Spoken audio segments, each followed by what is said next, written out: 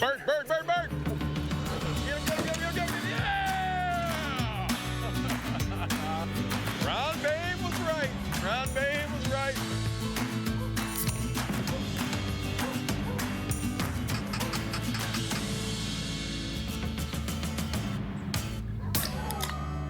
I'm feeling spry.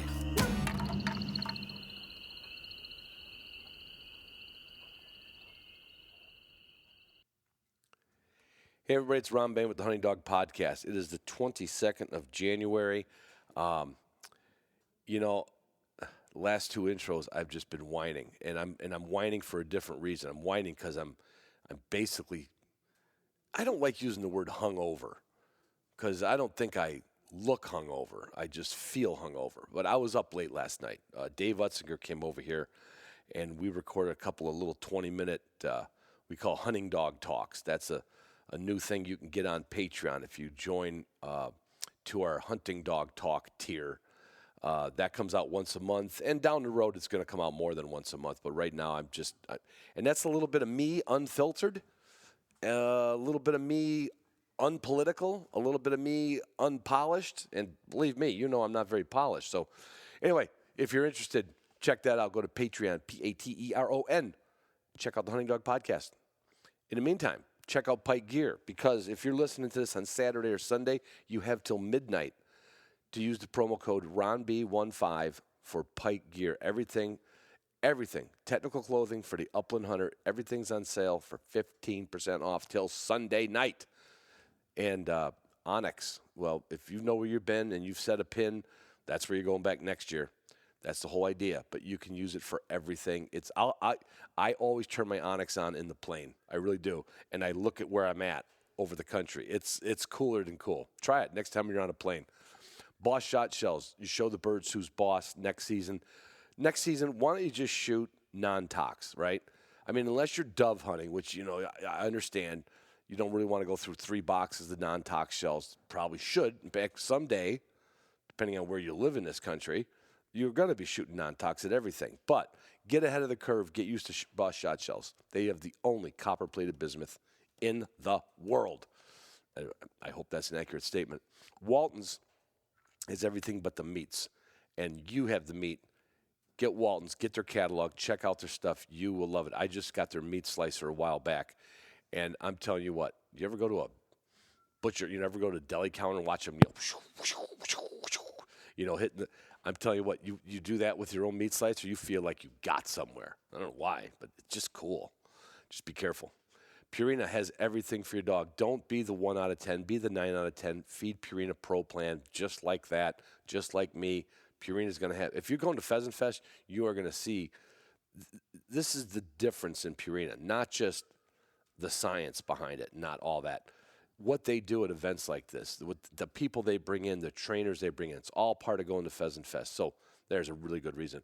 Gunner Kennels embodiment will not be there, but they will be sending me some new kennels so everybody can kick the tires and slam the doors.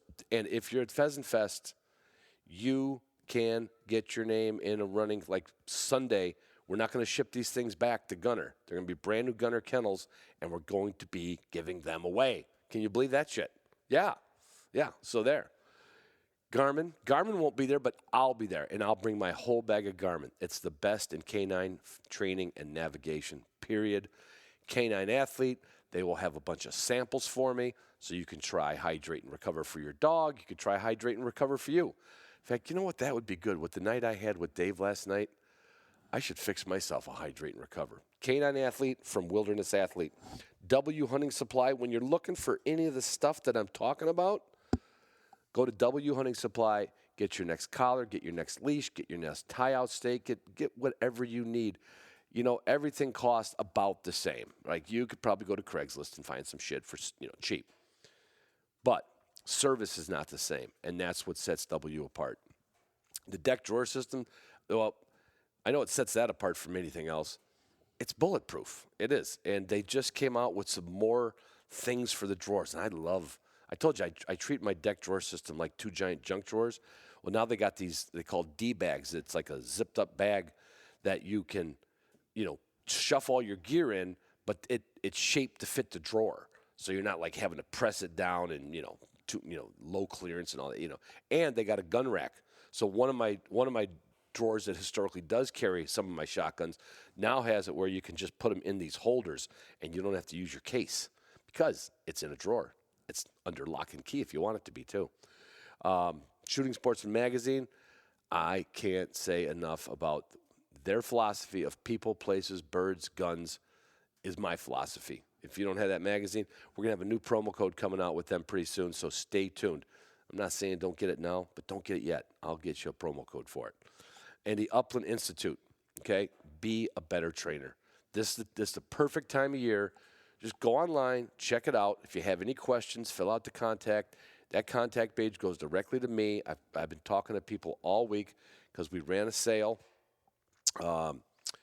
We are running a sale. If you get a hold of me on the contact page, we're running a sale on the trained retrieve. You might have that dog that, in fact, I just talked to a guy, he said, is my dog old enough for it? I said, yeah, he's had a season behind him. You're not happy with the retrieving? It's a perfect time of year to work on a trained retrieve. So do it. Go to Upland Institute. That's right. What else? Oh, this episode with Jill. I never met anybody as dedicated to dogs and hunting and training and whelping and guiding. This young, and I don't mean she's 20. She's not, when I say young, well, everybody's younger than me. So this young lady, yes, that's accurate. This young lady, once her season closes and her job shuts down, she goes on a 3 to 4 month hiatus with a buddy, fifth wheel, 5, 6 dogs, 4-wheel drive, diesel truck, and they just blow around the country, going to seminars. They meet other breeders. They meet other trainers. They meet other lodges. They just travel, camp, travel. You think it sounds fun, but I'll tell you what, all them dogs, all those nights on the road, that's some grr. That's some grr there. Anyway, Jill came on to tell us about last year's journey, and it was a great one. I think that's it. I think I got through it. If I didn't, did I get Patreon, Pike Gear, Onyx, Boss Shot Shells, Waltons, Purina, Gunner Kennels, Garmin, K9 Athlete, W Hunting Supply, Deck Drawer System, Shooting Sports Magazine, Upland Institute, Be a Better Trainer. Yep, I got them all. All check, and double check. Yeah, that's that. I love you guys. I love you girls. Talk to you next week.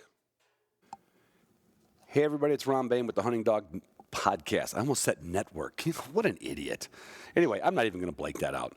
I am on the phone today with Jill Koran.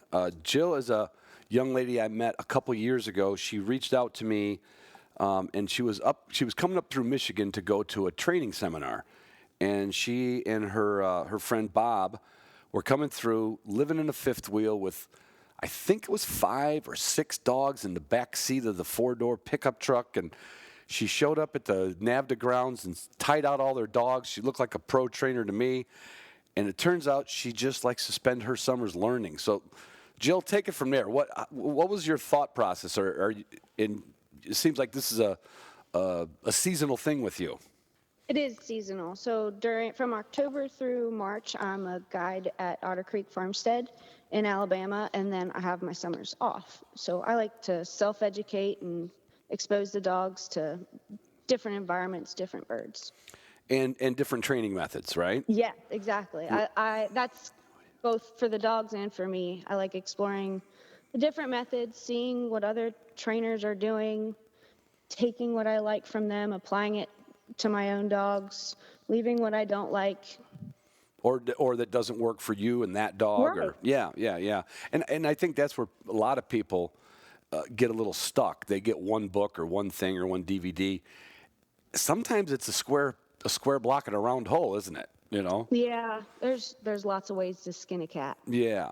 So when I met you, that was 2 summers ago. I think you were heading up to a Rick or Ronnie Smith seminar. Yep, it was a Ronnie Smith seminar. Right. And then you went on, but like last year, maybe I didn't pay attention to the 2020 season, but last year, I mean, you hit a myriad of states and trainers and other, in some case, breeders. So you started off in Virginia. What did you do in Virginia? Virginia was a multi-stop. I have got family in Virginia, so my mom, my dad, and my sister. But then we also went a little bit south of where they were, and we went to a Lindley Seminar. A lot of his methods are based on the West Gibbons method. Just another style of bird dog training. Right. Is it like a collarless? Is it a whoa? I don't know that particular style. I haven't heard that mentioned. They use a lot of bird launchers. The idea behind that is for the dog to make their own mistake and learn from it. So if the dog creeps forward, the bird goes up, and it's the dog's fault, and kind of takes the human out of it. Right. That's kind of a thing that we use in our circles when we have a young dog that's not pointing, but they take it to a different level. Then it's kind of the training in the program. Yeah, exactly. Okay. And then they're using a pinch collar and a check cord too for their first introductory groundwork phase. As opposed to a collar, training collar. Correct. So they're cool. going from a pinch collar with a check cord and transitioning that pressure to an e-collar pressure. Huh. Yeah. See, that's you're right. There's a whole nother path to get to the same place. That's cool. Sure. It's actually, in a way, if you break it down, similar to the Ronnie Smith method. Okay. And everything with dog training is a step in a transfer of information to get the dog to understand the last cue, so the next cue is like familiar to the dog. Yeah. Right. And even with, so like in your Upland Institute, Justin's, he just uses a regular, I think does he use a D-ring, just regular collar? Yeah, just a regular D-ring and a check cord. Yep. But he's applying certain pressures at certain times, and just another way to communicate to the dog. And it's always we'll get into little weeds again. One of the things I learned, I guess I knew it, but I never heard it vocalized. I heard Justin say things like I don't use the command, like let's just take it for heel. Like everybody gets their dog, puts it on a leash, and first thing they do is say the word heel, right? But the dog isn't heeling yet. Right? Right. They're just kind of arguing on a string right now, right? Yeah.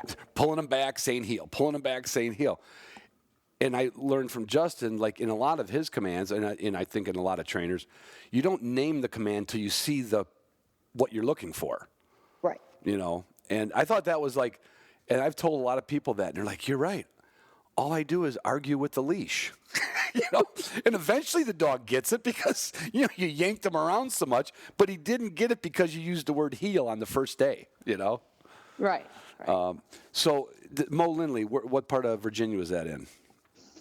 Oh, that was Southern Virginia. Okay. We were actually at another kennel. Martha Greenlee, she does a lot with Brittany's. Okay. We were at her kennel for that seminar. And it was a full weekend course. Went from Friday to Sunday. Nice. And so you just like during the rest of the year, you start kind of mapping this out for your next season? Yeah, a little bit. Or your next summer jaunt? Yeah, I would say at least half of it's planned. The other half kind of just weirdly falls into place. Okay. That kind of happened this summer too. Okay. How many dogs did you have on this trip? I think in your notes, I've got a note that says 8 dogs. Yeah, we had 8 dogs at that point. You're a little crazy. How many dogs are Bob's and how many dogs are Jill's? So Bob has 4 and I have 6 now. Oh. And every now and then we get just like a boardie. Just an extra student? Yeah, if you want to call it that. Yeah. Or a friend of a friend or a favor? Or do you just fall in love with a dog and take it in off the road? No. No, okay. All right. Usually it's owned by someone else. Okay, it's not a stray. We're not picking up strays. Okay. No strays, at least not yet. Okay. And then from there, you went on to Pennsylvania. So at Pennsylvania, we camped at a preserve. That's where I met Bob. He was guiding there on occasion, and I started to work there in the kennel. Every now and then going out in the field and taking someone out with some of their dogs. But we like to go back. He's got a membership there, so another place to run dogs. Their season goes till April, so it's a little bit extended. Yeah, training season and preserve. We had in Virginia, we actually met a lady at the seminar, and she sent one of her Weimaraners with us just for more bird exposure. So there's where that extra dog comes in occasionally. Yep, that was the 9 dogs at that point. Okay. Pennsylvania was educational for, I would say, mostly for one of my pointers, Tucker. He had porcupine exposure. That was the excitement in Pennsylvania. Yeah, they do have a few of them in PA. Yes, and they're loaded right there on that preserve. Wow. He got into 2 porcupines in 4 days. All the way to the vet clinic, or could you? No, I didn't want to mess with it. They were way in the back, and it wasn't a little. He it wasn't a little incident. He wasn't going to act like a good patient at the dentist office and just say ah. He might have been that dog. I probably could have did it. I didn't want to deal with it. I knew I'd be pulling quills anyway throughout the months. It was just easier for them to knock him out and pull him out. Ugh. And then he turned around and did it again. Oh yeah. Oh, 4 yeah. days later, again, and probably worse. Oh. I think he had a vengeance for it. I've heard that many times. A good friend of mine, he gave me some of his plot maps for a place about an hour and a half from here. He says, they're yours. They're your spots. He says, other people hunt them, but I'm giving you my spots. I said, why? He says, I cannot afford one more vet bill. My dog is literally hunting porcupines at this point. Yeah. Yeah. So did you do some avoidance training then after that? Or did you just have, have bad luck? Yeah, it was just bad luck, and luckily it was towards the end of the trip, so I just stopped running him. Or I did it in the middle of the day when I knew I wouldn't find any. Usually they come out in dusk and dawn. Right, or they're still getting back to a tree or something in the morning. Right. Yeah. And that's usually when it happened. The first time was in the morning when we were going for a walk. They've got like a 3-mile loop. I collar all the dogs, and we'll just walk for 3 miles. I walk 3 miles. Right. Were the other dogs around him when he decided to go porcupine? Yeah. I heard a yip, called everyone back. I use a tone to recall my dogs. And when I saw it, I immediately called Bob. I said, get the truck, come out. So we loaded up all the dogs. Oh, that was crazy. We loaded up all the dogs in the truck at that point. And I sat in the back of the tailgate with Tucker. We drove all the dogs back to the camper and rushed him to the vet. Have you sensed the first time I met you, have you organized your dog transportation with now 8 dogs? Because the last time I saw it, it was one of those big giant Mud River blankets, and it looked like a giant hammock for 5 or 6 dogs. No, it's still that, but we've kind of added to it. Okay. So the young dogs. You got bunk beds up there now?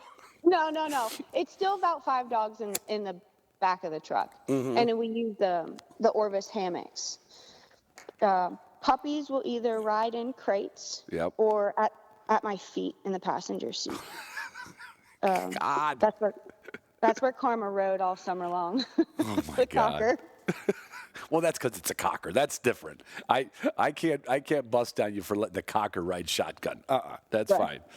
100% allowed. That dog is above and beyond all other. They're just special. They're just special. They are. So, did you think about doing any avoidance training? Because I've never done it. I did, and I wanted to, but we just never got around to it. Right. I didn't have a place. I did look it up. Right. And I've thought about it with snakes too, but I don't know if I want to pull that trigger yet. Yeah. I've never done either, and I've run into porcupines. Never had a hunting trip ruined by it, but I did have a couple dogs bust out of the kennel one day, and one of them came back with a few, and the other one ended up in a poster child in a guy's book. Because that's my dog. It's one of them like, how many 100 quills? Are you kidding me? Yeah. So all right, you got him patched up. No more running him. Nope. And then you take off for Iowa. Yep. So we left Pennsylvania. We stayed there till about May, and then we went to Iowa, where I had a deposit for a Vizsla puppy. That was at Big Creek Pet Lodge. So we were there from about May to June. They graciously let us camp there. They were starting to rebuild their kennel.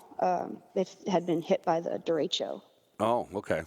So they were doing some renovations. So I was helping out with that. Bob was too when he could. And I got to see the puppies when they were just about 5 weeks old.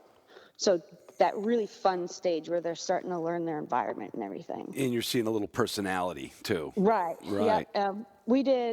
I was lucky. We did little evaluations on the pups. I got to see, who had a little bit more point, who had a little bit more chase, who kind of made a bubble around the bird just to check it out. Yeah. Like the Indians circling the wagons. And this was to pick up one puppy? Yes, it was to pick up one puppy, but I left with two. Yeah. Could you do anything else that would not steer my listeners in the wrong direction, Jill? You know how many people I've told do not get two dogs at once? I really don't suggest it, but I've done it more times than not. Well, you got experience for sure. The hard part is that comparing the two dogs, even if you're used to it, it's like you can't help but compare the two dogs. Right. And man, was this an education with these two. So they're litter mates, and I got two females, and they are completely different. One is actually with me. She is probably a little bit more codependent rather than independent. And she works just a little bit more closer, more, I don't want to say more attentive, but just where the other one's just a little bit more wide open, more independent. A little harder to come when called and all that early stuff. Yeah. So this is probably one of the best things I think I've ever done. I actually sent the bigger running dog to a field trialer. So she's in New Mexico learning how to be a field trial dog. Really? Yep, she'll be there probably till February, and maybe she might start trialing doing like puppy derbies and stuff. Cool. Where this closer working dog is with me, she's already guided hunts. She works great for what I need for here. It's neat to see them kind of blossom into their own dogs and using their own individual traits to their advantage. Right. Yeah, it's going back to two at once. That I've never done it, but several of my friends have done it, and everyone, one of them, like in your case, you like figured out what to do with the one, right?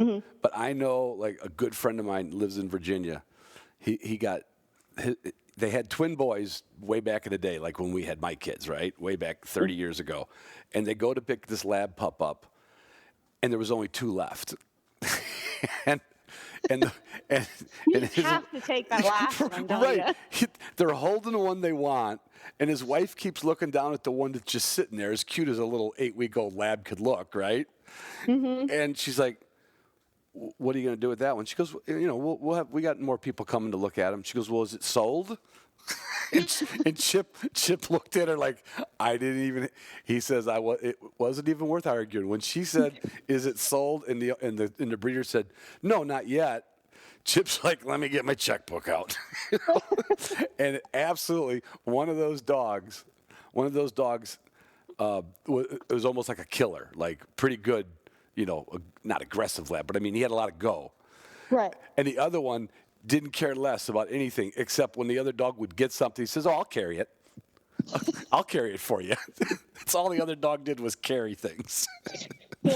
But he took them hunting, and they were best buddies, and that part all works out good.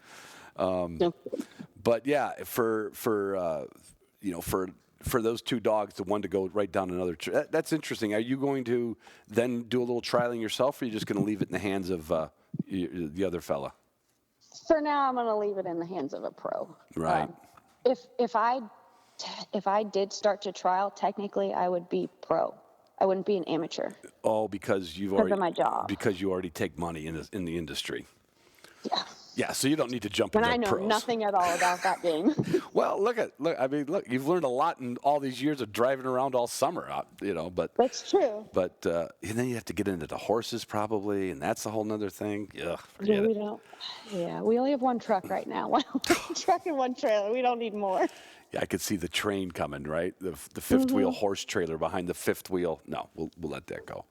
All right, so from Iowa, did you pick the pups on your way back, or because you were there long enough, were you We able were to there leave? long enough. They left with us. You Yep. left with the new pups, right? And the cool thing about Iowa too was there were wild quail and pheasants around. Oh, nice.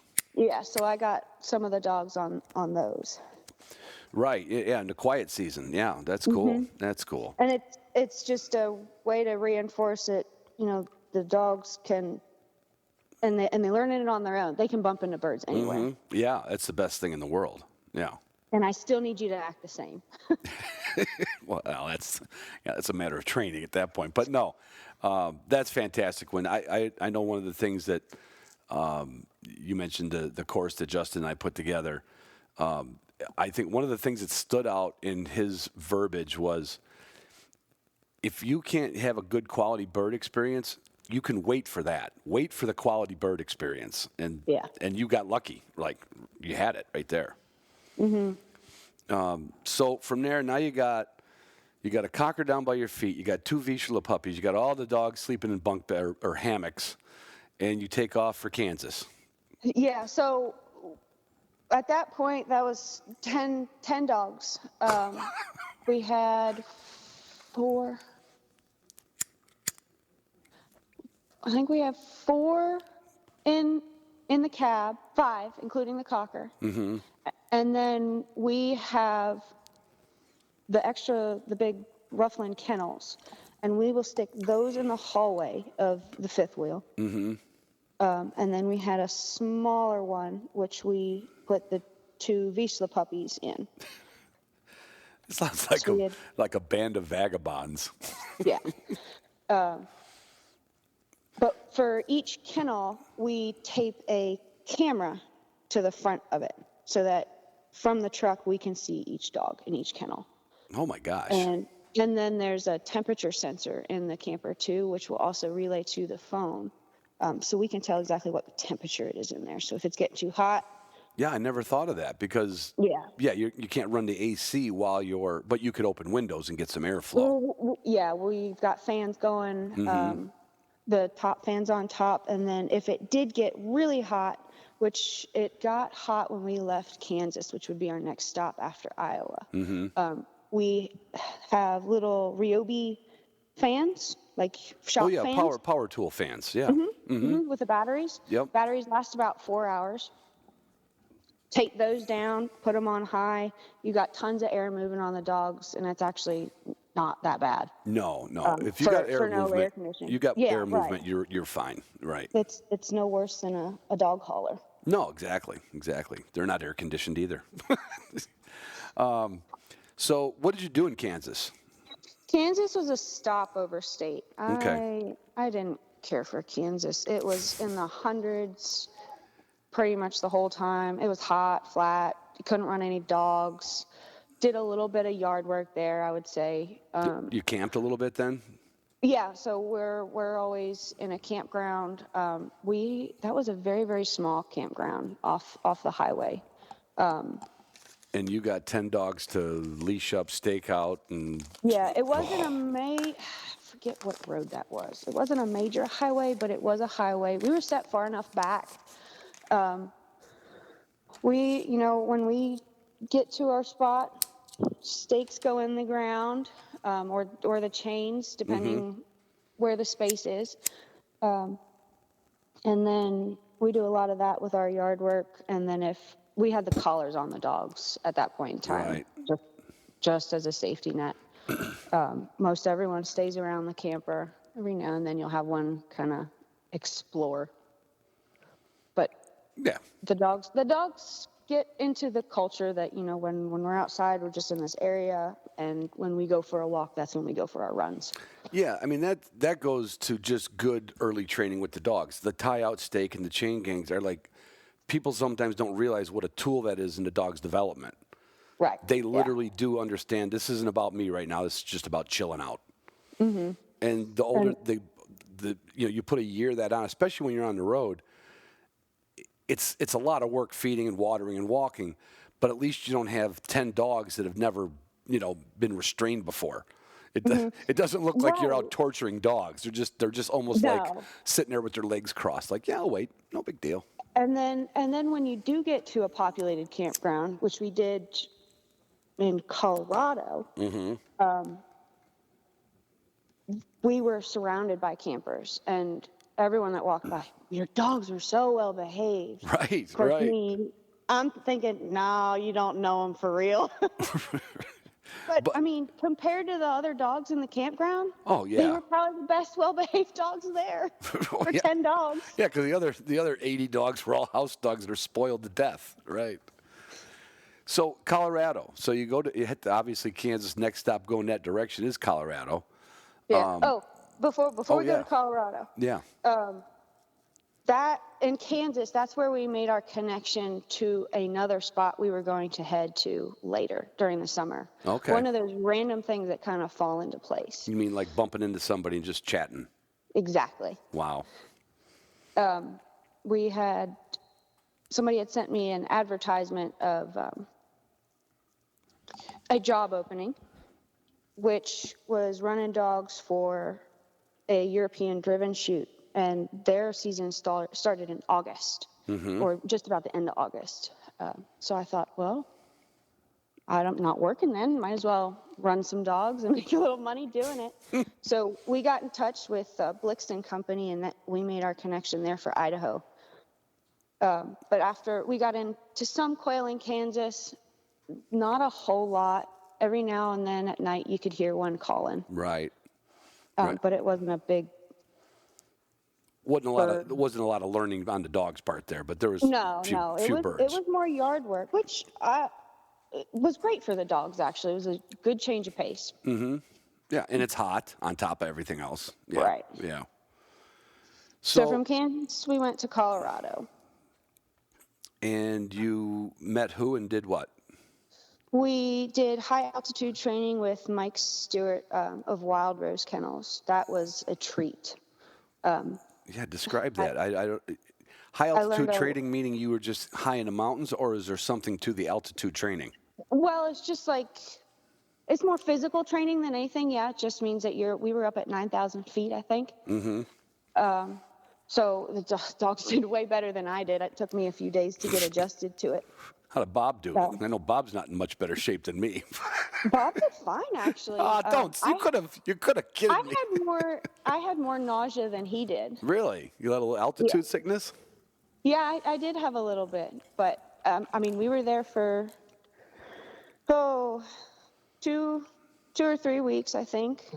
By the fourth day, I was climbing up the mountains. Right. I took the dogs hiking. We took them to ponds. For 2 weeks during the week, we would go to the ranch where Mike was training, spend a few hours with him. Every day I would take some different dogs. I didn't take all 10 with me. Mm-hmm. You used a little common sense. Good. Yeah. There again, we used the stakeout chain, so the dogs had their spot, and they waited till we worked with them. Mm-hmm. Got to watch a lot of his techniques, and a lot of it was me just following him and asking questions and picking his brain. My connection with him was actually a client who I'd hunted with at Otter Creek. He's been coming a few years now. Mm-hmm. So he invited me and asked if I could attend with Mike, and he said yes. So. Oh, nice. Yeah. So Mike is known. Now I don't. I may have this wrong. Mike does not. He doesn't run Wild Rose anymore. Or does he still have a hand in that? I'm not sure. Right. But but he's known for the labs, right? He's really known Yeah. for lab work. But so what were you, as far as training stuff, what did you get from him? What did you learn from him? Or is he a closet pointer guy and he just never told anybody? At first it kind of seemed like that, but it's not. I mean, he has a book out. Everything he told me was probably in the book. You just get more from that hands-on. And to me, a lot of it is seeing other dogs. It's not always about the trainer. It's Right. about seeing the other dog and how the people and the dog interact. Right. So this is a training clinic that he runs there. It's not a clinic, no. Okay, No. it's just what he does out there. He had a few dogs. He goes every summer and he just trains. I was Okay. lucky enough to Wow. be invited. You're going to be writing a book one of these days, Jill. Everyone tells me I should. Well, you've had a lot of adventures and more to come, but I need to start journaling is what I need to do. I know. I mean, we can't count on these once a year podcasts, to get Right? to get all your information stored, right? You know what you ought to do? Just a sidebar. I have like a little Zoom recorder, fits in your pocket, and has a little lapel mic. And while you're going down the road, you could just, like when you and Bob are going down the road, just talk about everything you did, and it'd be like having a notepad. Yeah, there you That's go. a good idea. There Is you that go. cordless? Yes, there is a cord from the unit to the lapel, but it's not plugged into the cigarette lighter. Okay, it's not corded. You are something else. And you said you did a little fly fishing and stuff up there. I did. I caught a trout. It was very small, about the size of my hand. Oh boy! But it doesn't matter. I still succeeded. And then I also got to hike a 14er. What's a 14er? It's a 14,000-foot mountain. Okay, So there's I something. climbed Mount Sherman. My Vizsla did that with me. Nice. And then we did a few hikes too. And I took the puppies on those hikes. And you got them ship shape on that, I'm sure. Oh yeah, all the dogs were buff by the time we left Colorado. Jesus. And you had your climbing legs on for getting ready for Idaho. Exactly. So you didn't get there look like you're like, oh, I can't do this. That's right. So where are we in the time now? You were in Kansas. We When was Colorado? End of summer or right before? to the end of July. End of July. Okay. Mm-hmm. And then you took off for a hired spot at Billix. Blixt, yeah. Blixt in Idaho. Blixt. So they do. I want to call them authentic European-style driven shoots. So they are driving birds off of cliffs with feeders and dogs and driving them over canyons where your shooters will be. Really? Where you have another line of dogs. No kidding. So what dog? I mean, typically, that's certainly a European thing, an English or a Scottish English thing. Very lab and cocker. Okay, very lab and cocker. Yeah. Yeah. So were you going to use some of their dogs, or were you going to use your dogs? I did. Yeah, I used some of their dogs to start. Okay. The cocker I had with me, she was probably about 5-6 months old. Yeah, too young. She was working every day that I worked by the time we left. Wow. That is not every dog. No, I get it. You're not recommending this, but. No. All the exposure that we had done with her just built up and built up and built up, and that dog soaked in everything that I had taught her and that she was exposed to. So you could run the dogs on the shot birds, and she was doing it just like the big dogs. Oh, she was doing it just like the big dogs. She'd sit by my side, and I did have a lead on her so she wouldn't break. Right. But she'd sit there just with the other dogs, and I'd call her name, unhook her. She'd go out, get the bird, bring it back. And these are pheasants and partridge. Yeah. So she's bringing back roosters bigger than she is by the head. Oh. It was the funniest thing. I saw Taffy do that in Kansas a year ago. I dropped a bird, and I never saw it. And I've had luckily I've had good retrieving dogs, and I've trained retrieve many of them, but I've just been lucky to get not that dog that stands there. Always picks them up and comes back.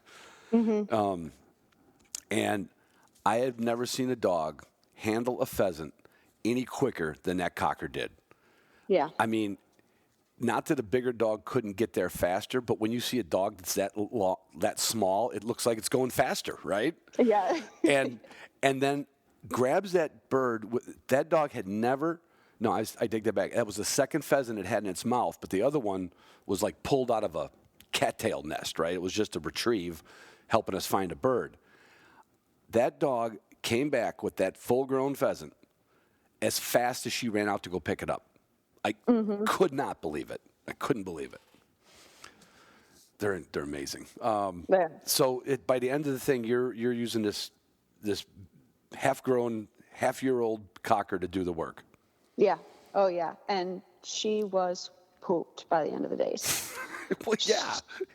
It's like I mean, she would take naps whenever she could. At lunchtime, she'd take a nap, and then once she would get off the buggy, she'd run around, rip around, play with all the other dogs, and then it was back to work. Yeah, that'd be like making you sprint across a football field to go pick up a bag of dog food, run back, and go do it again.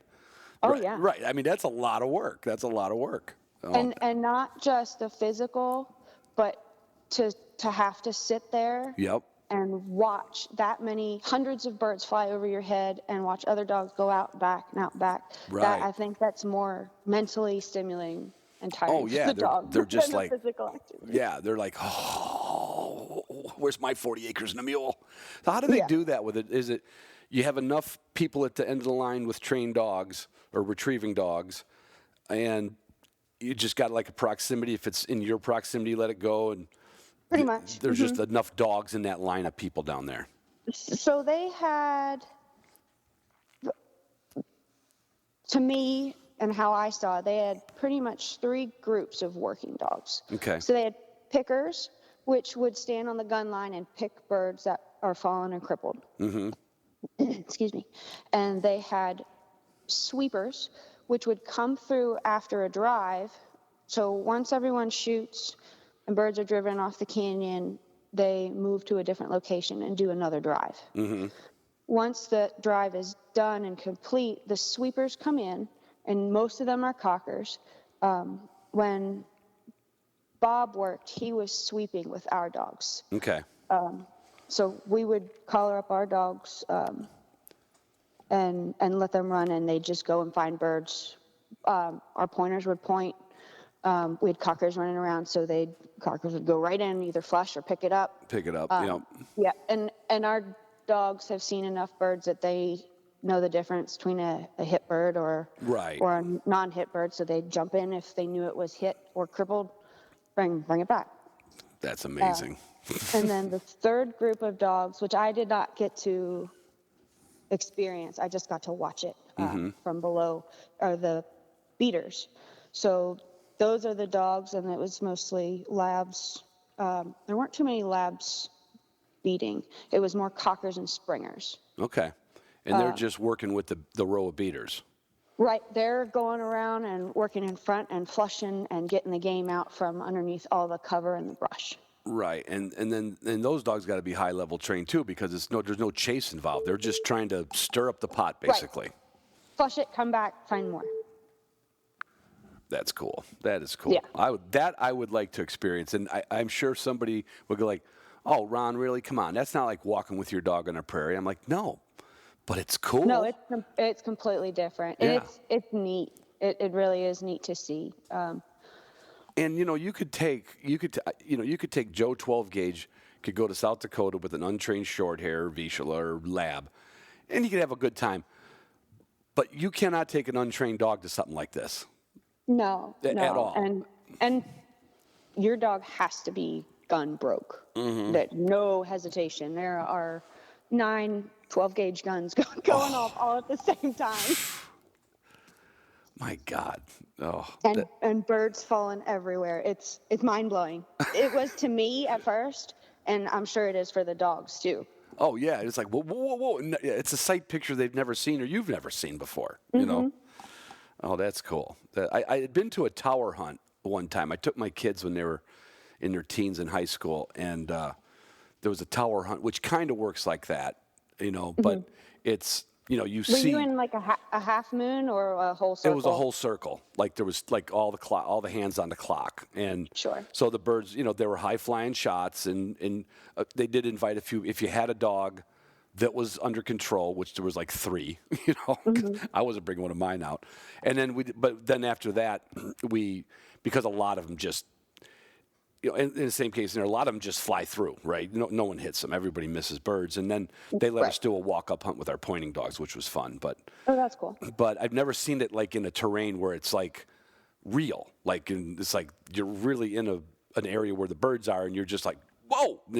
It's almost like a dove hunt. It sounds like kind of weird, but like a driven. Yeah, you're just seeing something that you don't normally see in the upland world. Yeah. How long did you stay in Idaho? We were there from August to October, and we Okay. got a lot of different wild bird work there too. Oh, nice. It was super educational for the dogs and for me. I had never been grouse hunting before. Right. Seen grouse all my life, never been grouse hunting. And that's another story we can get down then. Yeah, now you're talking rough grouse, sharpies, Yes, prairie yes. grouse? Okay.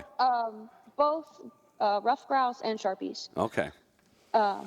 I saw sharpies once, and I think Bob saw them once. He actually thinks one of my Vizsla pups pointed sharpies. Okay.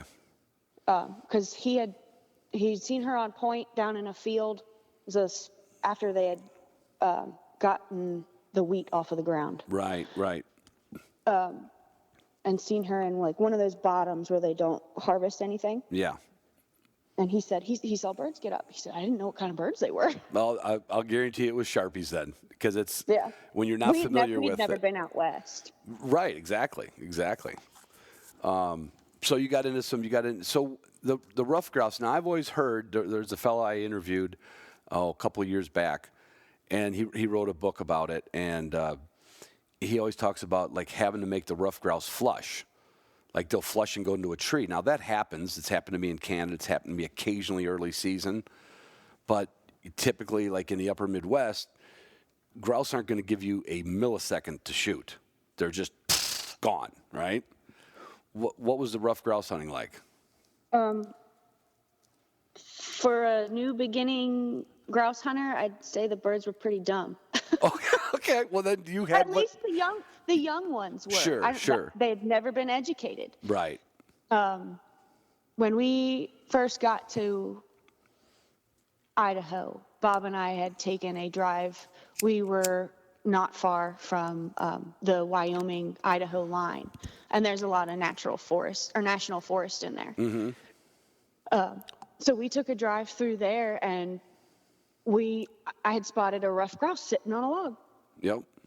And I was like, well, I can do this if I can see it from the truck. Right.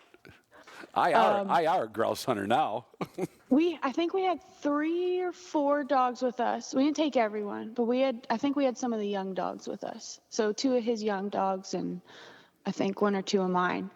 And we stopped the truck because we were just driving the gravel roads. No one was around, and the dogs were collared, and we let them out, and they bolted out running, didn't know what the heck they were doing or what they were looking for.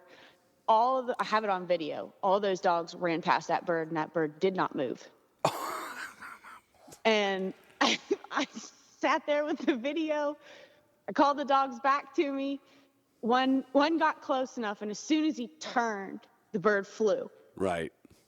So then they realized, and they chased a little bit. It landed on the ground not too far away. So once they ran after it, it got up and left. Then it was gone. Yeah. Yeah.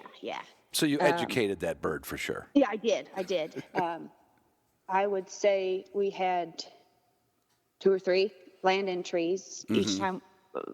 The times we were out, the times I was out. Yeah. But how I got my first bird. Oh, rough come grouse. on! You ground swatted your first bird or tree? No, not in the ground. It Well, was on it was in the tree. limb swatted. Yeah, I will not shoot birds on the ground. No. No, I would agree, especially when you're a dog owner. Yeah. Yes. But we call it you Newberged it is what we call it. Yeah. Yeah. But I had to honor my dog. So I'm assuming he ran through it. This is my Vizsla Digit. Specifically took him out to look for grouse. I was with one of my coworkers at that time. He kind of took us under his wing for Lixton Company where we were working, and he knew some spots. So I went out with him and his 2 labs. What I think happened is Digit ran through the bird and bumped it, and it lit in a tree. Well, he's seen birds in trees before because some of the quail that we work with are little uneducated and fly in trees. Yeah, I've seen it. Yeah. So he sits at the bottom of the tree and barks. And it's a certain type of bark, and I could probably pick it out of any other dog. Well, he had that certain bark, and it almost sounds like a yip. Well, Joe, the guy I was with, heard it, and I heard it, and I looked at him, and he looked at me. He called his dogs back because it almost sounded like a dog running into a stick or something. Right. It's like a dog got hurt. Yep. Yeah. And the Digit did it again. I said, "That's my dog." I said, "He's got something in a tree." So we go up. I said, "It's a grouse." And he's sitting there barking at it, and it's not moving. It's up top looking down at him. And I said, "Can I shoot it?" He goes, "Yeah, you can." So he put his labs in a sit and made them wait. I got back far enough where I wasn't going to cut it in half. Clobber the bird, right? I wanted to eat it. Right. And Digit made the retrieve. He brought it back, and that's how I got my first rough grouse. Did you get a second rough grouse, Jill? No, but I had the opportunity to. I did take a few shots at grouse flying, and I was not successful. Yeah, there's a little thing called trees in the way usually. Right. Yeah, people wonder about the sanity of grouse and woodcock hunters. Like, there's easier things to do than shoot through trees, Yeah. But I will say there were a ton of grouse there. Each time I went out, I always had at least a flush or 2. Oh, nice. Yeah. So that was really encouraging. And then when you got done with the guiding it's a form of guiding, working there. What was the plan? Now, you note in your note here you have 11 dogs. How did I miss the 11th dog? Which one was that one? So that one was another boarding dog. The kennel where I got my Vizslas from had purchased a male puppy from up north, and he was being brought down through Montana. Gotcha. So we had offered, what's one more dog? Sure, exactly. We had offered to have him with us until we came back through, and we would just drop him off in Iowa, and we made our way back through down to Alabama. Gotcha. Yeah, what did you do? This is just a sidebar. Do you pack enough food in case you can't find it, or do you just kind of count on being able to, you always keep, what's your food, process like to make sure you don't get broke down somewhere and, like, oh, I thought we were supposed to get food yesterday. No, we didn't, Yeah. Or do you have a Chewy truck just follow you where you go? Kind of. Okay. We do a lot of it by delivery, yeah. Okay. A lot of it was planning and having dog food sent ahead. But yeah, we'll always keep 3 or 4 bags. I think we've probably got 6 bags with us right now. Do you and Bob worry about water for your dogs? I don't mean worry like quantity, but like different waters, or are you not in the school? Like you don't worry about bringing water from home or distilled water. What do you do with water? Just for consumption for the dogs? Yeah. No, we don't really worry about it too much. We need water too. So wherever we can, we know there's water. You can get good water, Yeah. Water good enough for you to drink. It might be a little well water, but no big deal. Right. And then when we're traveling, because it doesn't just take a day for us to travel from place to place. It's usually 2 days. Oh, yeah. We'll fill up.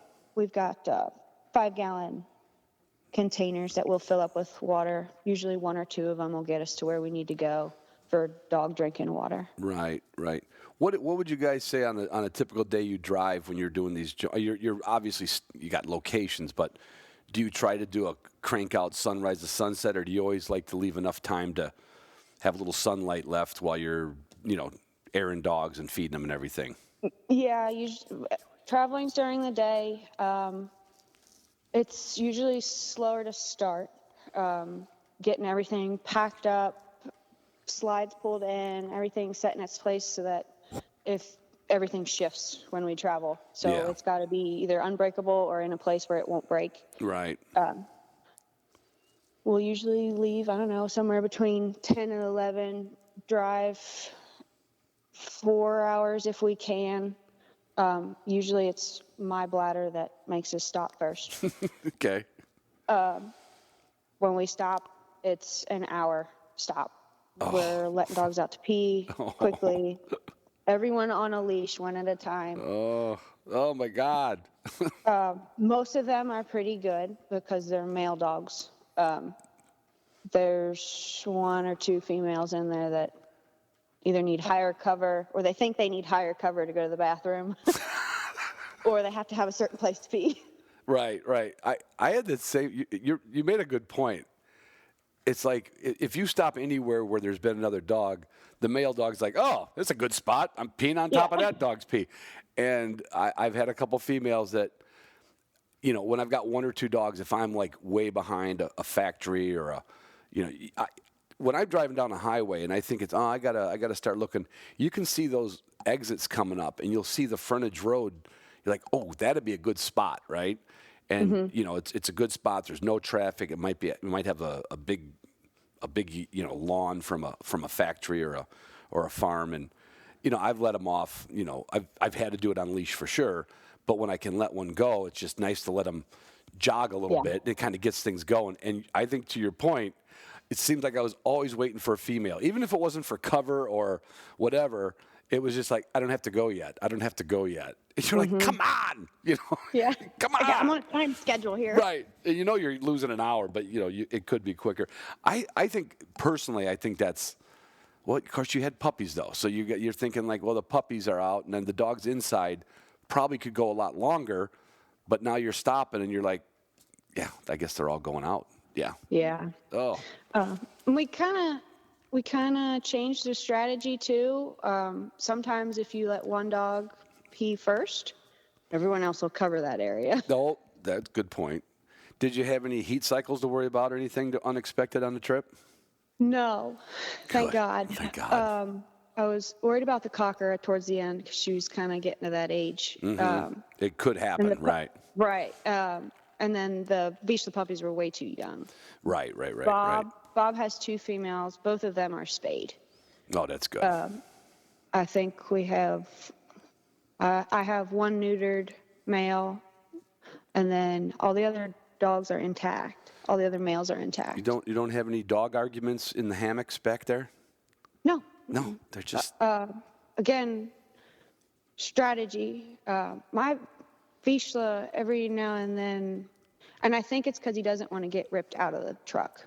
If he goes in last, he's fine. He's great. Sometimes if he goes in first, he Yeah. gets a little grumbly. Like, I already got this spot. Get out of here. Right. But we've really never had an issue. That's cool. Yeah, I've only had it once, and it was while they were in dog crates. But nothing I can do about it. Yeah, figure it out. All I can do is open up the door and hope they both survive. So from Idaho, you went back to Iowa. Yes. Now again, I want to stop that with a question. With this limited travel and every 4 or 5 hour stops, it had to take you days to get to Iowa. Like days, right? Mm-hmm. Yeah, okay. I think it was, I want to say somewhere in the teens. Oh, maybe. So you just camped your way back through like Wyoming or Montana or? Yeah, lots of love gas stations, Oh, yeah. flying J's, Yep. anywhere a tractor trailer could pull over. I think next year, if we go west, we will use more of those pull-offs because the west has more pull-offs and areas where RVs and campers can camp overnight, Right. but not so much in the west or the south, Okay. at least the southeast. Yeah. Gotcha. So literally almost a couple week drive to get back. Now, did you get some hunting in along the way, or was it just running dogs and working on what you're working on? After we went through Iowa, No, I mean Or- from Idaho to Iowa, did you get a little hunting in? no. No. We talked about going to North Dakota, but we needed to get back. Gotcha. It was more of a time thing to get back. Gotcha. We had spent, I think we spent about a week when we went back to Iowa. We dropped off Rudy, his puppy, and we got to show off the puppies that we had gotten from them too. So that was Right. neat. He took us out to a little preserve where it's the boot and shoot place, but he got to see the puppies work, which was awesome. Oh yeah, breeders love that. Absolutely love that. And then they're like, yeah, we sold them to the right person. We really did. Yeah. So some of your notes, obviously love seeing new places. I have a bit of wanderlust myself. You know, my whole life has been driving all over the country. How many, like I shouldn't, this is an impossible question. How many like new people could you put a finger on it? Did you meet 2 new people? Did you, because every time I go somewhere with dogs, it always turns into something, Oh yeah. No, I can't tell you how many new people we've met, and how many connections that we've made. Right. Just, it's amazing, and it's always back to the dogs. Yeah. Oh, yeah. It's like if you were going down the road and your golf clubs had a right on top of your car, you're not necessarily going to go, "Hey, what's your par?" But if they know you got a dog and they even owned a dog once upon a time, they come to you like a flock. Mm-hmm. Or you're driving down the highway and you see a dog trailer or a dog box in the back of a pickup. Yeah. That guy's pretty cool to talk to. Yeah. Exactly. What?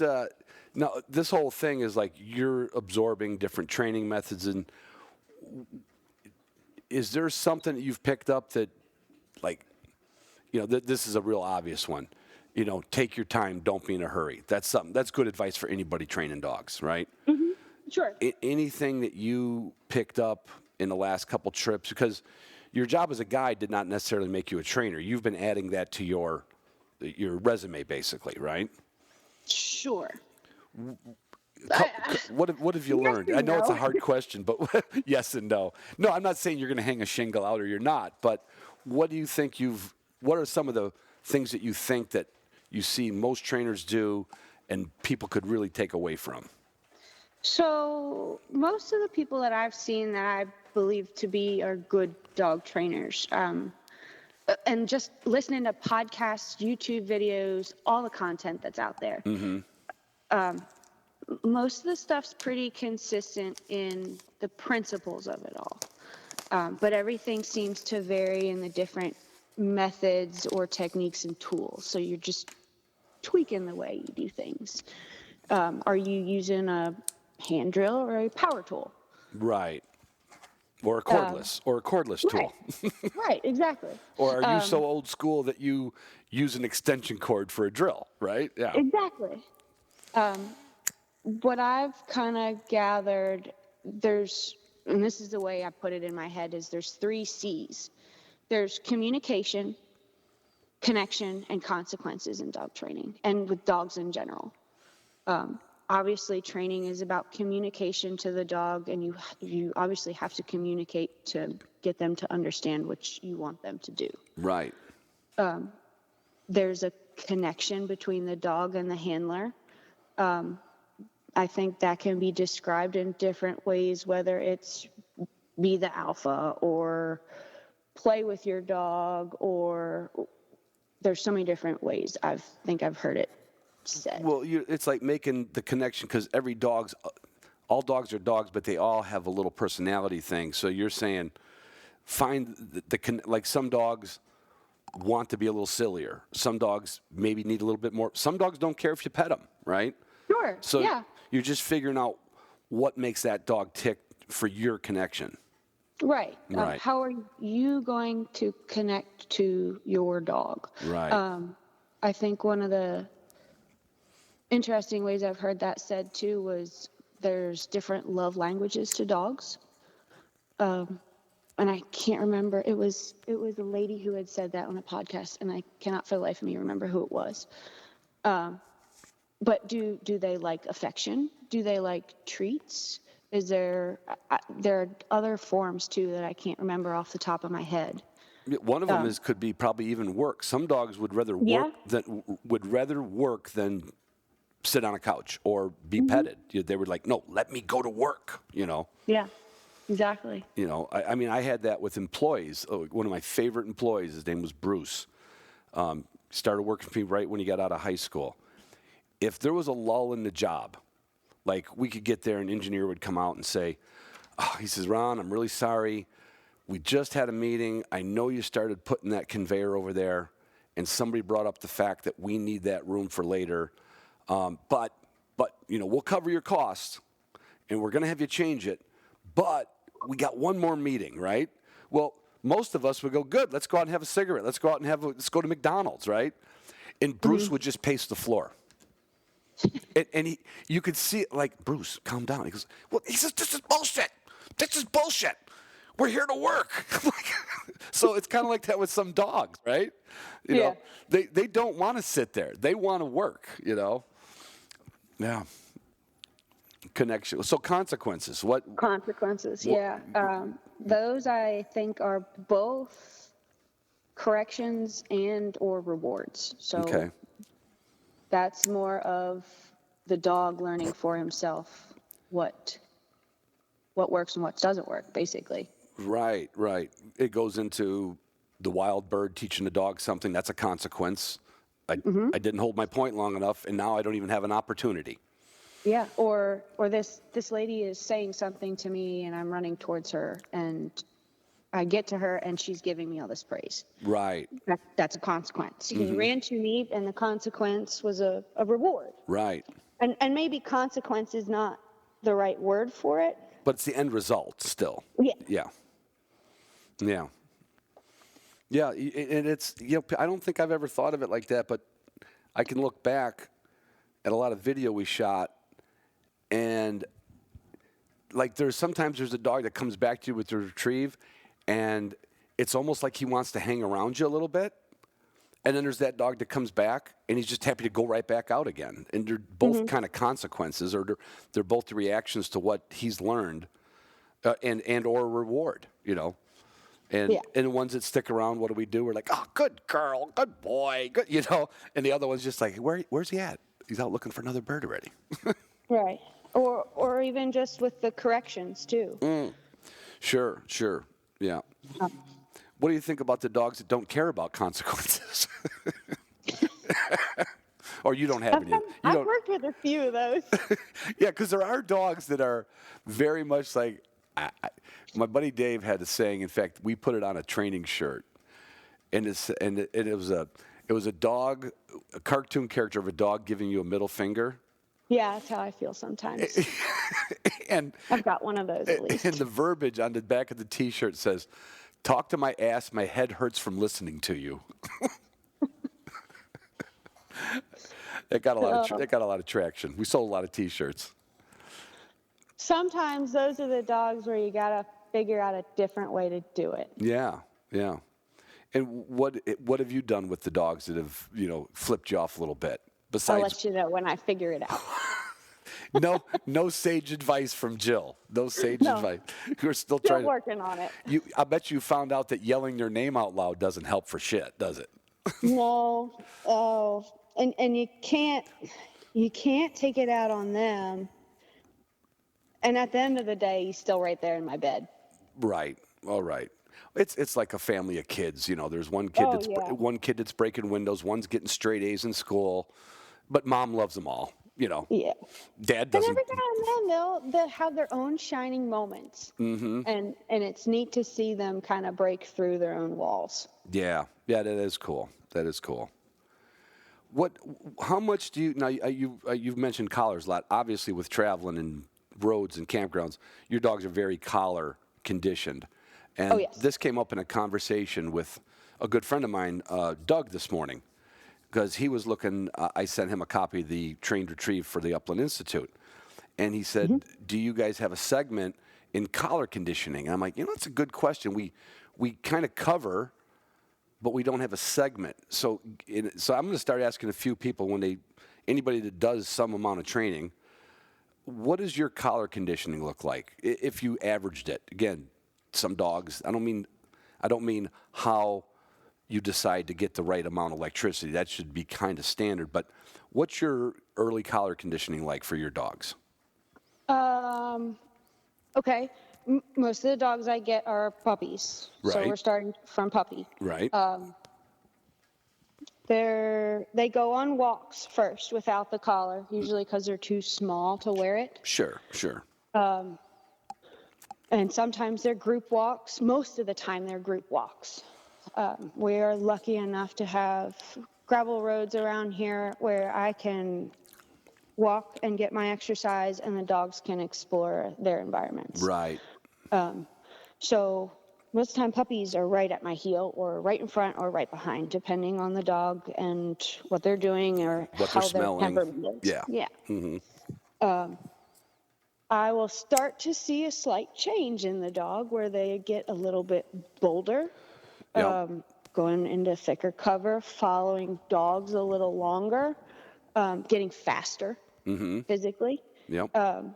And maybe depending on the dog, how codependent and independent it is. Right. So once they're old enough to wear the collar or big enough and strong enough to wear the collar, they get it turned on. Mm-hmm. It's on, and it's mostly for GPS purposes at that point. Sure. I just want to know where they are. Right. We'll stop randomly in the middle of walks, tone dogs, and say here. They'll all come back. Corrections if the older dogs are giving us the finger. Right. So you but kind of use tone as the introductory. Could be the first thing your puppies feel is the tone, or hear is the tone.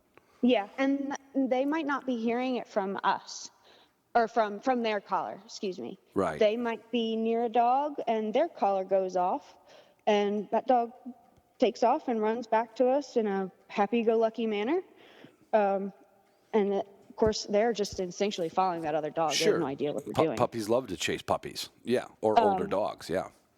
So a lot of it is by exposure at that point in time. Mm-hmm. I think Justin does a really good way of introducing stimulation to a dog and knowing how much your dog can take. Right. Where he puts it in a very sterile environment. The dog's already used to wearing the collar. There is no fear whatsoever with that collar. Exactly. In fact, when we touch our collars, we take them off the chargers. They make a beep. We use the Garmin's. Mm-hmm. It gets crazy in the house. All the tails start wagging. Dogs start jumping up and down. We're gonna go. Right. Whether we're going hunting or we're going for a walk, we're gonna go. Right. It's as exciting as food time, right? They see the collars come out. Yeah. Probably more stimulating food, yeah. Mm-hmm. Get them in a calmer state and see what they can feel. Right. Then starts the slow introduction of formal training. With some doing stimulation. Yeah. Yeah. And I don't use vibrate at all. Okay. Yep. That's just the way I do things. No rhyme or reason. Yeah, no, I've heard people say, like, I don't know why they ever put vibrate on a collar. I can't tell you why. I'm not a big collar guy myself, I own them, and I am not a trainer, and I think tone's great, But so you stay away from vibrate. So you take that dog, much like you mentioned, you find that setting, and you're looking like anybody would look for the lowest setting to let the dog know that it's somewhat tickling them, basically. Yeah, feel it. Like Feel it. usually I get a head turn. Yeah, Like, yeah. "Whoa, whoa." Yep. And it's not a scary head turn. It was just a It's almost like a, what was that? What was that? yeah, Yeah. like a bug. Yep. Like when we think we have a tick on our back, right? Yeah. It's like, oh, what was that? By that point in time, I will have enough leash or cord work done that they should know what here means. And that's Sure. usually where the next correction comes in, or consequence, I should say. Right. So you would overlay like the here, come when called, or here. You can overlay With the that check- with that same level the of check stimulate with the check cord. Yeah. Yep. Yeah, so it's a collar, just how Justin does it usually. Collar and check cord at the same time. Right. Right. So So that now way- two things and most of the two time things they're mean not- the same two things mean the same thing to the dog. Right. Right. And most of the time they're not feeling that collar stimulation because my correction will be just tad more. My cord connection. Yeah. Yep. And then the collar comes in really handy if there's a little resilience on the dog or a little resistance too. Yeah. Yeah. I do want the dog to know it's from me. Right. So it corresponds with your command and check cord Right. work. Yeah. It's Right. really three languages, really. Verbal and Right. a feel of the cord and then the collar. Cordless and wireless. We're back to that again. Yep. Bluetooth. I mean that's how I look at it. Yeah, no, that's solid. That's solid. And have you seen that, like with talking with other trainers, like on this last trip? Have you seen a consistency there? Or have you heard something that was almost totally different? No, it's pretty consistent. So with Mo Lindley, they're slowly overlaying the pinch collar with the e-collar. Okay, yeah. And with the Hunt Smith method, it's either I believe it's a check cord Yeah. that they're doing everything with. I don't think they might in some cases might use their Wonder Lead with. Right. But I think mostly it's a check cord Yeah, and I the think collar. that, am I wrong, or that Wonder Lead is kind of like the first impressions on the dog's neck? You know, they're not using it running in the field. It's all for that point of contact, right? Correct. Yeah. They're establishing a point of contact on the neck. The dog is learning how to turn pressure on and off. Yeah, right. Exactly. And then how about with Mike Stewart? Did you have a conversation with him about that? Wild Rose Way does not use collars. Oh, that's right. So You said that. that was very new to me. I'd say it's a little bit more physical on the dog, which I don't disagree with. With 10 dogs in the house, dogs communicate very physically. Yeah. And it's subtle. It's subtle if you don't know what you're looking for. It's shoulder checks. A lot of it's visual too, where ears are, where tail sets are. Every now and then a low grumble. I need space. Yep. Where heads are placed in the air. The posturing, like the posturing of. Sure. Yeah. Yep. Every now and then it involves paws, and play is super physical with dogs. Yeah. It's amazing that when they play that it doesn't turn into a fight sometimes, isn't it? But As long as they keep sneezing, it's okay. Do you ever notice that? now that you say it, yes. Yeah. When yeah. dogs play, there's usually sneezes involved. Yeah. You're the first person to point it out to me, but it's like Really? yeah, but a light went out when you said that. I said, yeah, I hear that when you're rolling around wrestling. I have learned more from watching my pack of dogs than I have any trainer, I Wow. think.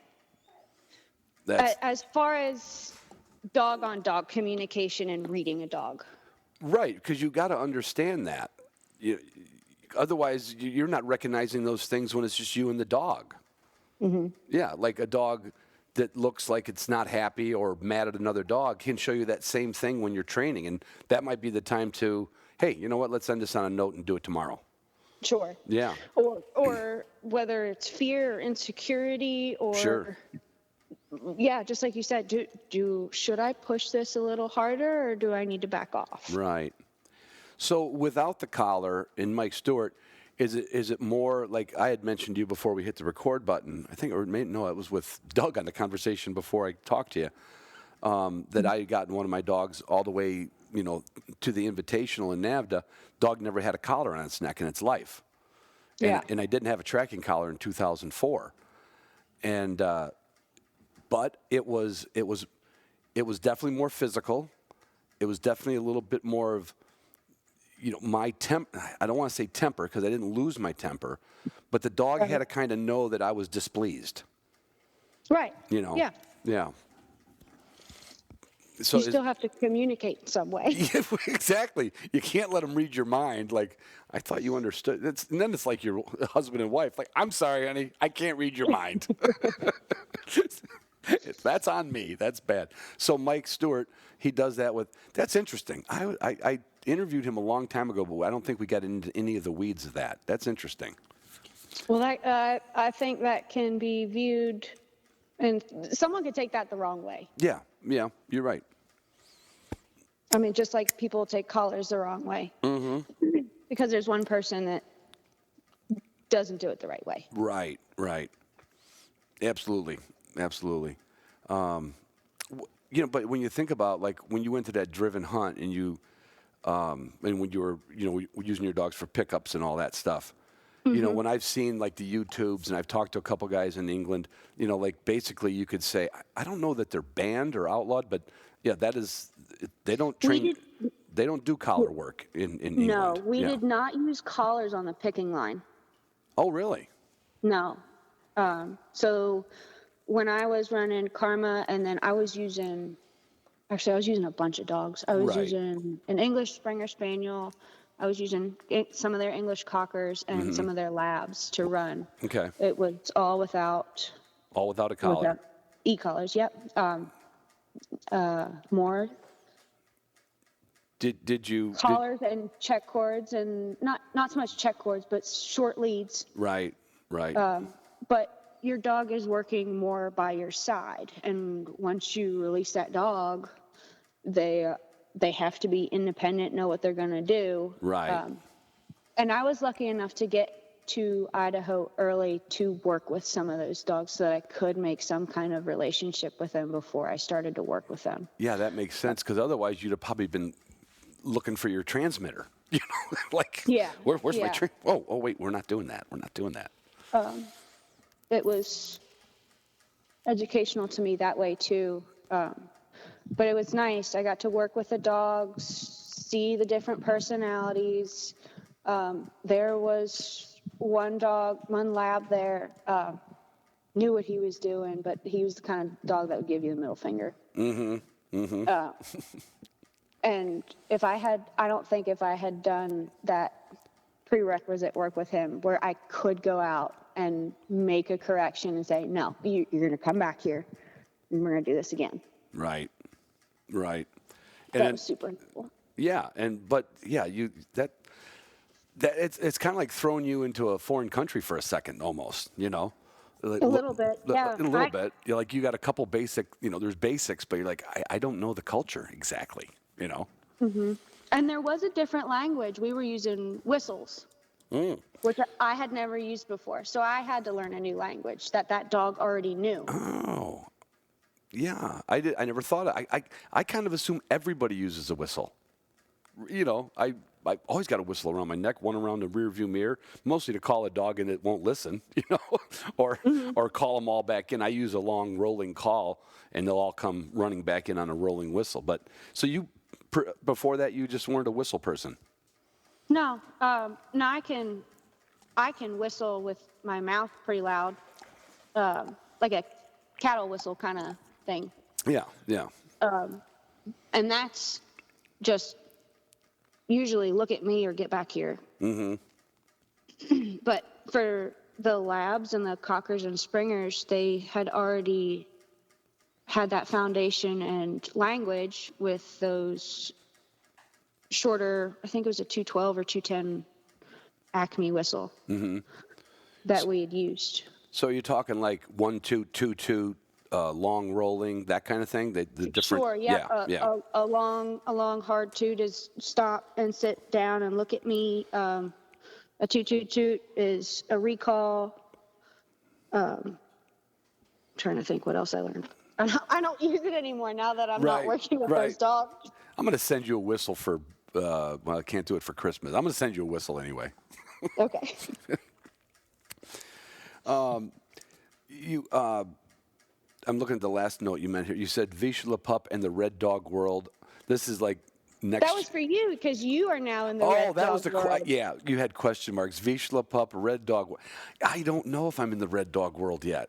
I don't know. What? You co-own a dog at least. Yes. You're part of it. I don't have a lot of data. I will say he is, and I don't like saying he's intelligent. He's very perceptive to what I want him to do. I've been guilty. Like, guilty as sin. You know, after working for like almost 2 years with Justin on that training film. And, you know, the waiting to be released, the waiting to feed, the waiting, you know, I'm that guy that, you know, I open up the kennels, I walk by 1, 2, 3, 4, and it looks like the football team coming out onto the field, right? Ready to kick ass. And it's mayhem. But I've always like, it's fun. You know, I got a containment yard around the kennels. And I thought, okay, I got this new Vizsla pup, this wire-haired Vizsla, and I said, let's try it. You know, let's do this. Now, he gets to see 4 other dogs come out, jump on a training table, steal shit off my high top table, or just start picking up bones from the night before, right? And I'm like, I'm going to try it no matter what. I did it with him first. I left the other dogs in the kennel. I opened the kennel door. He wanted to come out like he'd been coming out for a few weeks. I closed that door real quick, hit him in the snout just a little bit. Sure. He backed up, and I'm fully ready to do this repeatedly, like little tap. Nope, you're not I'm telling you, one tap on the nose, and I would not call him a soft dog or a shy dog. He wrestles with everybody. He runs around, plays grab ass with all the other dogs. The tap on the nose, he backed up in that kennel, and I was like, when are you coming out? So I'm like, so I just did like the inflection, like happy, like, okay, you know, and he came out. Next day, same exact thing. I was like, I can't believe this. This dog now waits to come out of his kennel, waits to go in his kennel, and waits for his food to be poured into the bowl. And then I say, okay, and he goes to the food. I'm like, holy cow, I'm training finally. Because I always kind of let the young dogs just be crazy heads. It's, you know, just me. And I've never had to train anybody else's dog. I've helped people on training nights, but not in their home. And I cannot tell you how much that made me feel like, okay, I've trained other dogs to different levels of testing, and it's always been a little bit of a struggle. And I got this weird feeling like this dog is going to ace it. He's going to be the valedictorian of the kennel. I shouldn't say that. I'm going to jinx it, Jill, but I am pretty smitten with him. I am pretty smitten. Do you find that? Now, you have the standard Vizslas, right? Yeah. Did you find, you find a big difference between them and because you've had pointers longer than Vizslas, or was it kind of even?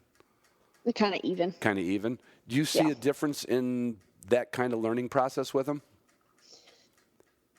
Well, they don't call them Velcro for nothing. Oh, I don't like that word. Yeah. I call it Cocker's Velcro.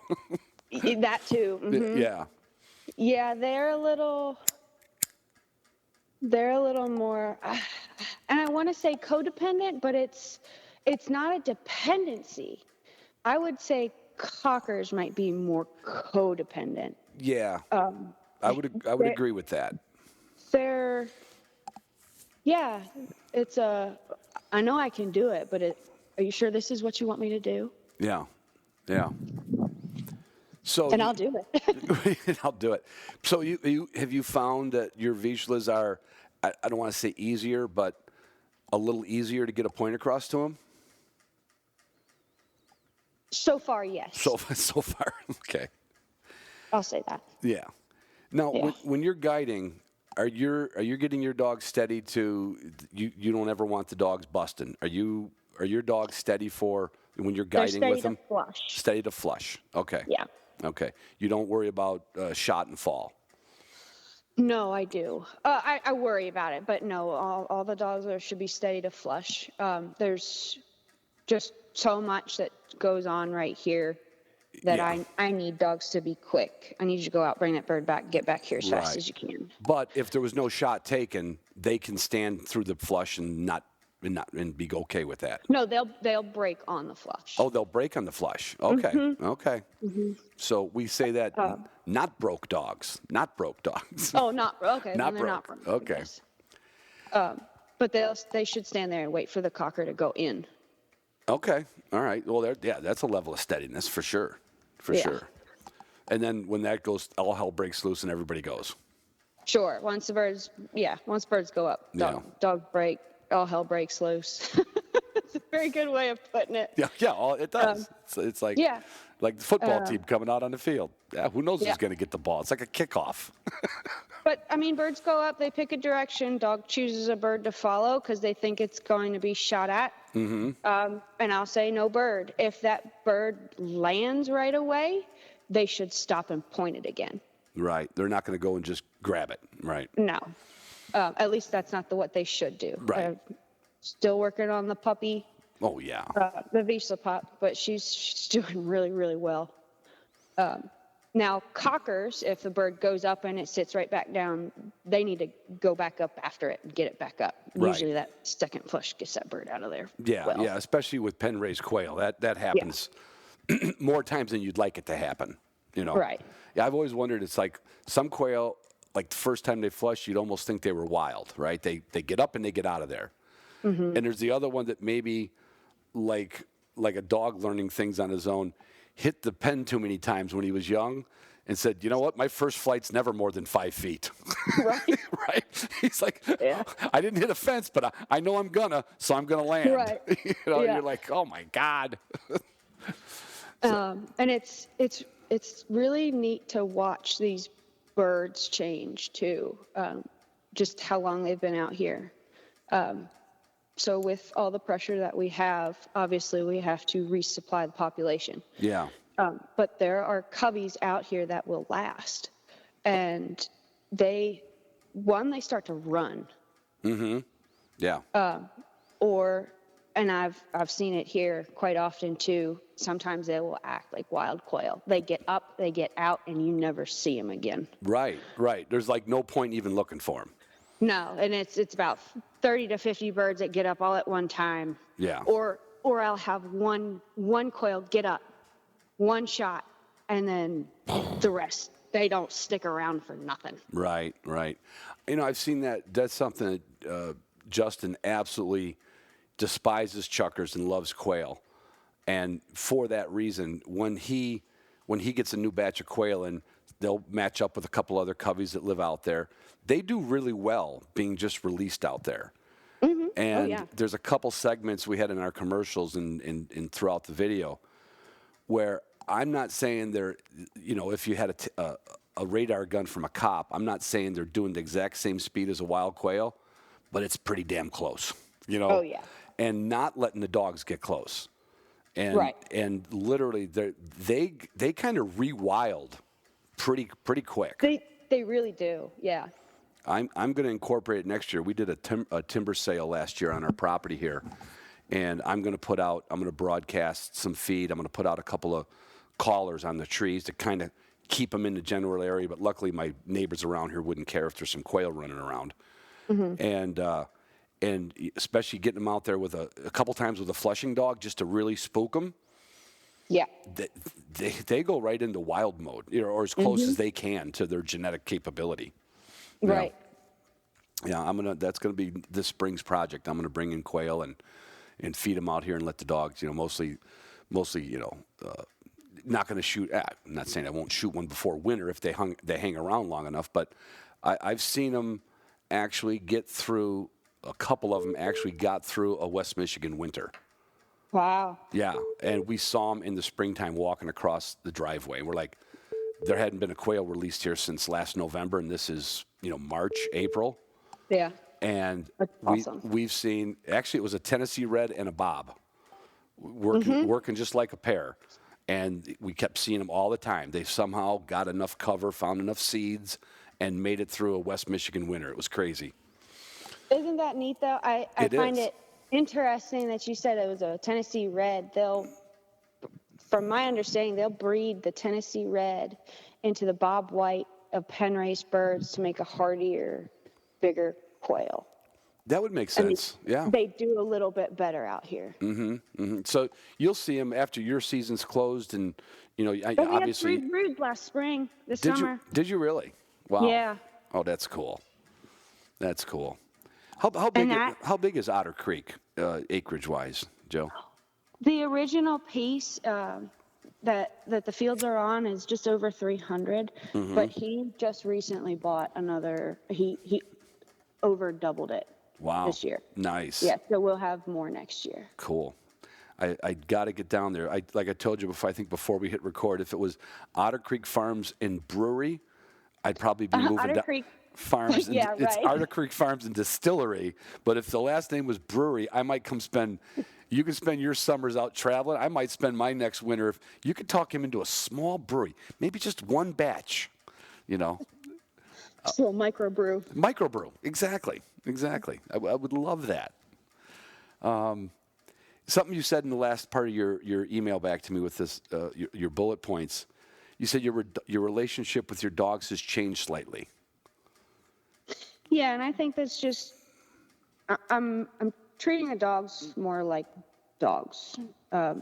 You really can't treat them like people because they're not. And I feel like I'm giving them some sort of respect in that way. My communication, I think, is a little bit clearer because I'm starting to think like a dog does. Right. Just becoming more aware, and yeah. And that comes to reading the dogs. You can you could buy a book or a video or whatever, but until you really learn how to read a dog, and then take off the rose-colored glasses and read your own dog, that's even harder. Right. It's kind of easy to be critical of somebody else's dog, but when you can get those glasses off and literally learn how to read a dog, it's like all of a sudden,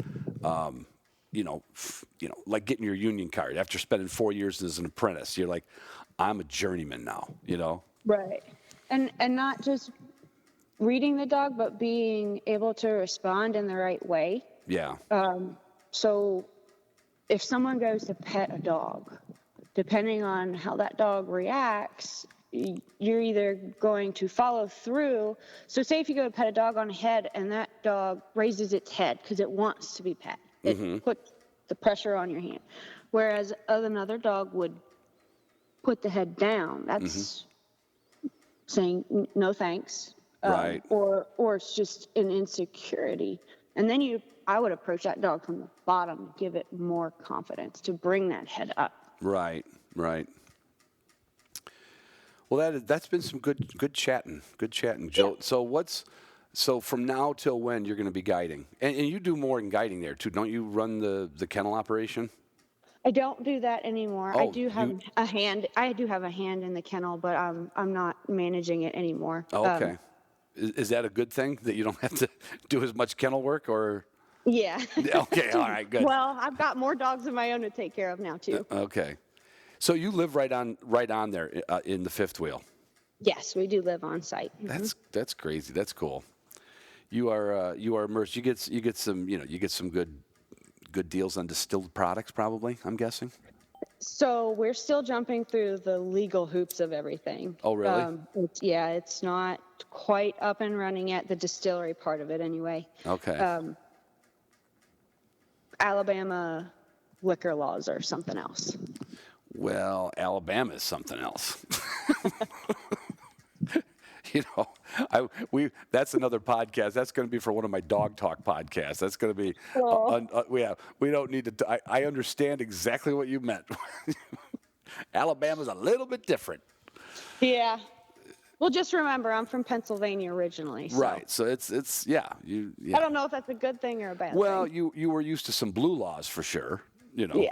That they had that all. And in fact, they still have it assed up. They only have certain weekends you can hunt on Sunday even still. Yeah. I never cared for that. No.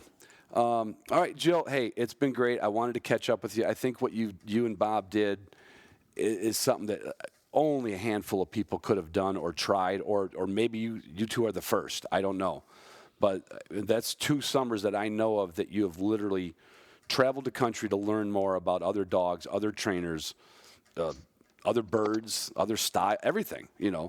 Right to that the driven hunt. I did not even know they did that in the States. I'd love to do more. I'm always looking for new things to do with my dogs. I want to try dock diving, but I have yet to get around to it. Come on. You got? Do you have a little lake there at Otter Creek? I do. There's some ponds. My Vizsla will jump off. Actually, one of my pointers will jump off the end of the dock with me too. So I don't think it'll be too hard to get him to do that. All right. Well, you let me know how that goes. You know that I'm not as excited about that as I am your next summer's trip. What do you guys have planned for next year? I don't know. We are going to a Wild Rose seminar in March. Okay. Down there in Oxford, Mississippi. I know we'll probably go visit Iowa again, just to keep in check with them and. Right, they become friends. Sure. Everything, Yeah, absolutely. It's like visiting family. Yeah. Idaho might be on the list, maybe Colorado. I really don't know. We don't have any set plans past March. Right. But that'll happen. You'll be on the road Yeah. again for sure. Yeah, things will fall into place. 8 to 10 dogs, 2 people, a 5th-wheel trailer, a 4-wheel drive, 4-door truck, and you and Bob running down the road. Yep, it looks like a clown car when we pull in the gas station. I totally agree. Well, I saw you did not have the 5th wheel when I met you, but I think I saw a picture at one point. Yeah. It's I don't want to say it's a shit show. I think a clown car would. Yeah. Definitely organized chaos. And you got to wonder about your sanity once in a while, but the rest of the time, the pleasure you get from what you're doing kind of overrides the check your sanity at the gate thing, doesn't it? Oh yeah, absolutely. Well, cool, Jill. I appreciate it. I know you got a kind of a rain day down there, and I'm glad we got this squeezed in. I got to get set up. I got to download this, and I got another one to do in 2 hours. Oh, awesome! Busy. Busy day, and then tomorrow I won't even get 150 steps in. Oh man. But all right, Jill. Thanks for catching up. Thanks for having me. And thanks for staying in touch. All right. Bye-bye. Bye-bye. Well, thanks everybody for listening. Always thanking my Patreon patrons first: Pike Gear, Onyx, CZ USA, Boss Shot Shells, Waltons, Purina, Gunner Kennels, Garmin, Canine Athlete, W Hunting Supply, Deck Drawer System, and get yourself a subscription to Shooting Sportsman magazine. You won't be unhappy. And don't forget to be a better trainer. Try the Upland Institute. Take a peek. Look at it online. We've got a testimonials page. As this thing has progressed, we had people that we sent it to, from trainers to pros to amateurs. We got a nice testimonial page up there. Take a peek at it. Take a peek at that. Let me know. Let me know what you think. Love ya.